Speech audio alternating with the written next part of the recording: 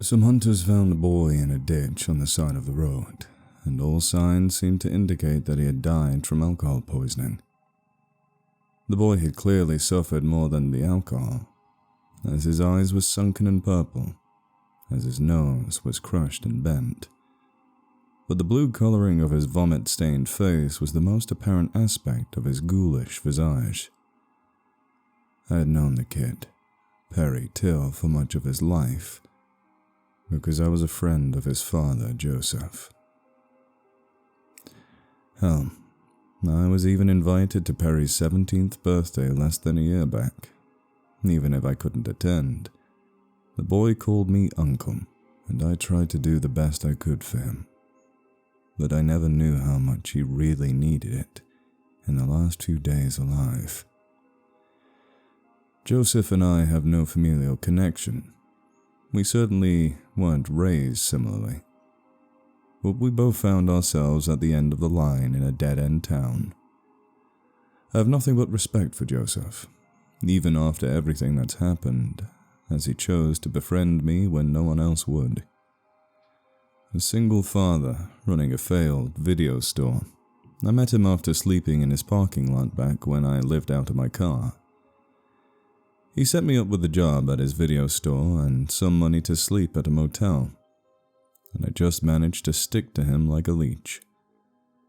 Perry was just 4 around this time, a miniature of his dad with the same short, straight straw hair, the same big hazel eyes, and even wearing similar jeans and shirts. The kid idolized Joseph, so it wasn't much of a surprise when he began emulating the same obsessions.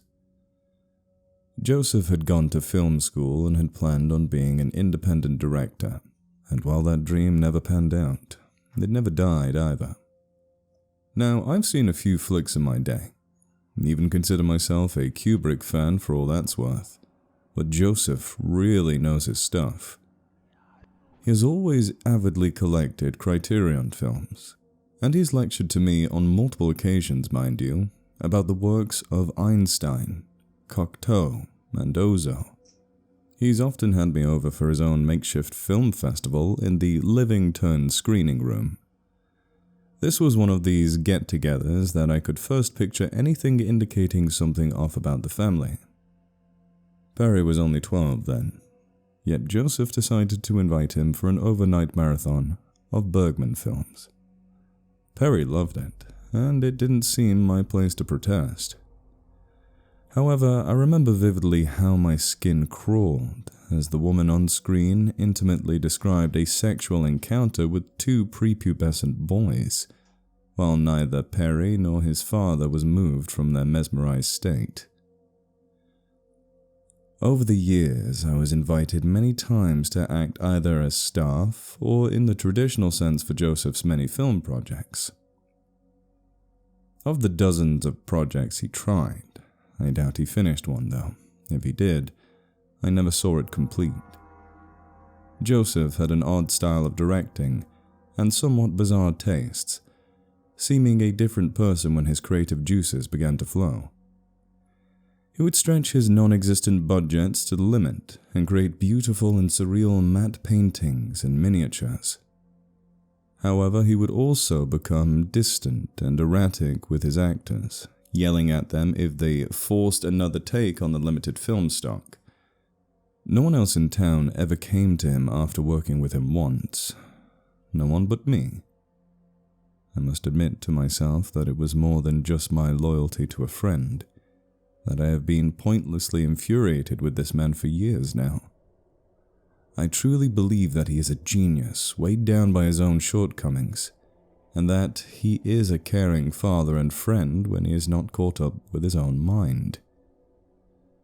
When Perry started making his own films, Joseph was practically bursting with pride. I hoped that he would get along with others better than his father did. That definitely seemed to be the case when I was invited over to the screening of his first short film. The kid's taste definitely mirrored his father's, as the movie was a little horror story called The Sound Diary. As far as I can remember it, the basic plot was that a man kept writing down his thoughts into a little notebook, and, As soon as his pen touched paper, a strange noise would sound. The noises were all very well done, and only one of which I could really place. That being the sound of the engine on my old truck starting turned down a few octaves. I don't think he really knew how to end the movie, because the man just ended up taking himself out, and we never learned where those sounds were coming from. Still, such a creative film thoroughly impressed me, especially made by someone so young with such a cheap, outdated videocassette camera. It was after this first project that Perry started working at the video shop as a more serious job, as he's only done the odd chore or two up until this point. Him working at the shop was also when we really began to warm up to each other, enough for him to call me uncle without his father's provocation. He was a hard worker, but from time to time I'd indulge the kid by just sitting down and letting him drone on about all the ideas for movies. Eventually, he started spicing these conversations up by sharing with me a little fascination he had. It was a semi-common experience, but sometimes customers would accidentally, and sometimes intentionally, leave the wrong disc in the case. Perry made it a habit to look through the cases for misplaced films, though only finding a few interesting things in most instances. It was a little hypnotic to hear him describe in excruciating detail the weddings of people he'd never met and now kept on a shelf at home. He never bothered to look for the original owners, and they never tried to retrieve any of the tapes to my knowledge. It took a year of this before he found the skinny tape, as we'd come to call it. Yet, for all intents and purposes, the thing must have been there all along. He had been browsing through the dusty VHS section, and he discovered an out-of-place tape in a box for the Seventh Seal. It was an average tape in appearance, yet had "skinny" written on the side in neat block letters, obviously drawn in Sharpie. At least 2 weeks passed before Perry decided to show the movie to me, and at that time he admitted to watching it a dozen times. Up until then, Perry was emitting a quiet exuberance, paying little attention to his work and jotting something down in a moleskin note every few minutes. I asked him what was up, and he told me that he had found an amazing film that I just had to see. When we finally snuck off into the back room where we kept the VCR, I wondered aloud why he didn't show this to his father. He ignored me. He put in the tape into the machine and silently stood next to me as the static dispersed. The actual footage only lasts for about 30 minutes before dissolving into static, but I could feel the time stretch. All of it a single shot, a high angle of a bricked-off wooden doorway in someone's basement, 2 wine barrels on each side of the doorway. The scene is dark, the only source of light being a flickering lantern which is just out of frame, but you can see the shadow of the lantern on the ground next to a vague human figure. Very little visual action takes place, except for a mouse that scurried around one of the barrels about halfway through. What seemed to entice Perry, however, were the sounds that infested the dank dungeon. The basic atmosphere is composed of dripping water, quick enough that it was probably raining at the time of filming, and shallow breathing that suggests the camera operator's presence.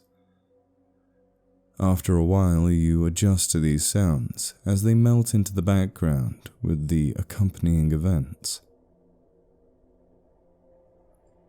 It takes a few minutes, but soon after the tape begins, you hear a low moan arise from behind the red brick barrier.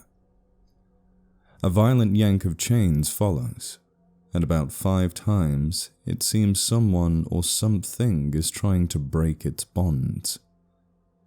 The thing behind the wall resigns, and you hear a grunt followed by the jingle of tiny tin bells.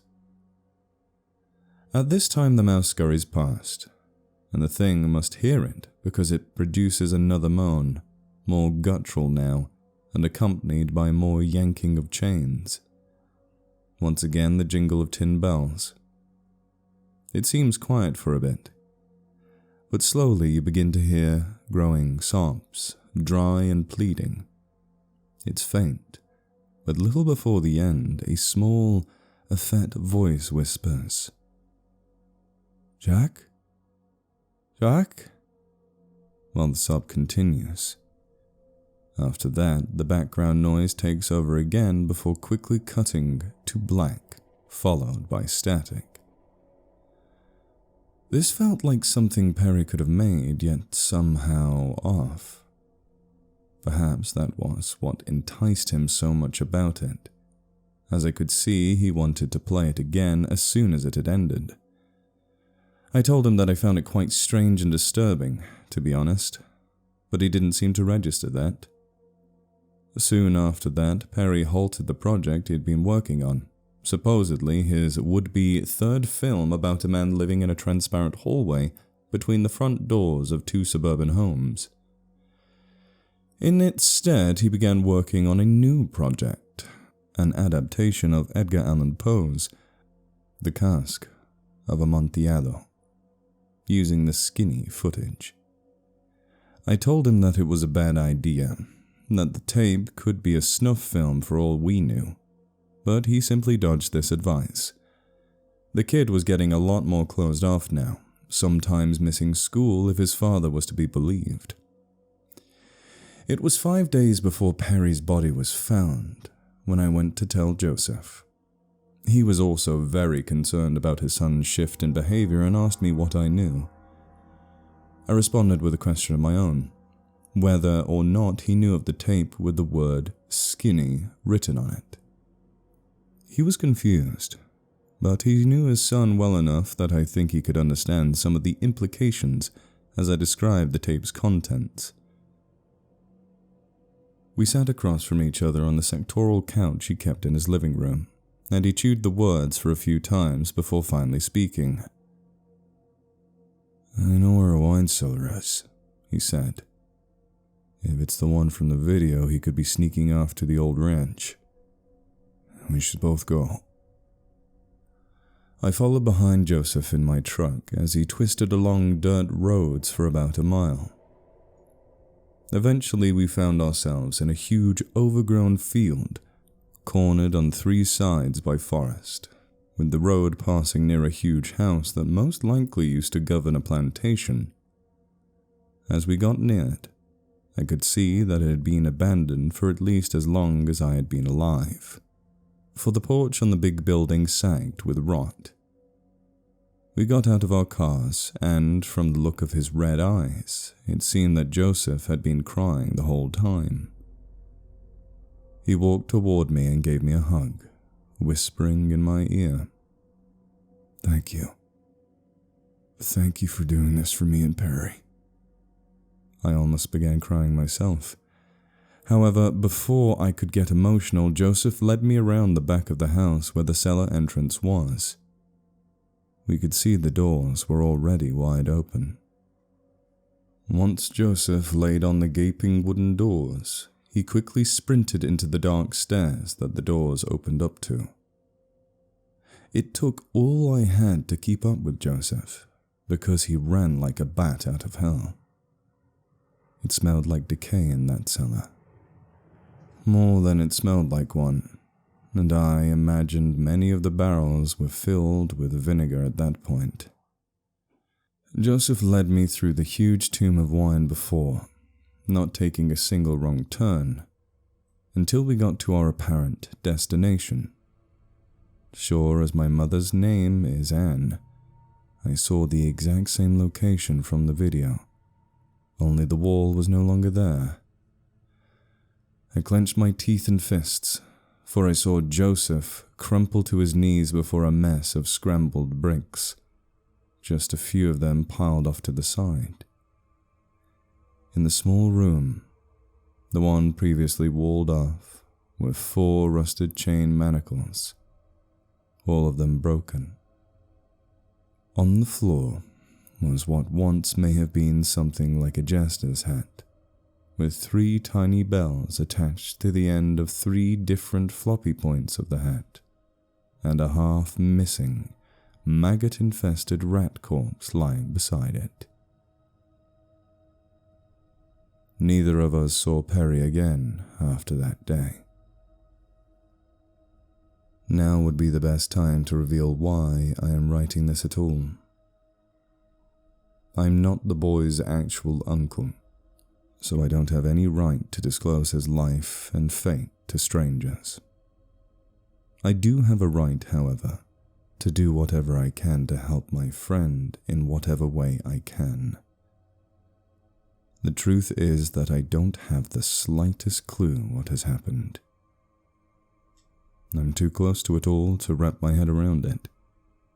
I don't have time to figure it out, though, as a certain event occurred soon after Perry's body was discovered.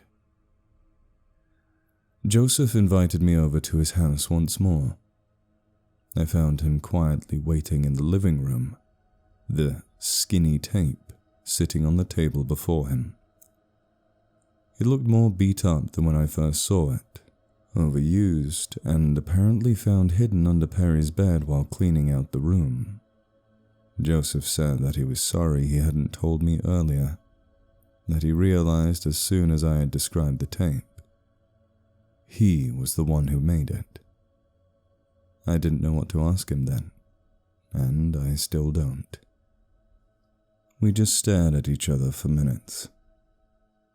He looked like he was twice my age, and he had gigantic bags beneath his eyes. I don't think he slept once since the day he learned of his son's death. Finally, he said to me, "I want to finish the movie. I need to, for Perry. I can't do this without your help. Can you work a camera?"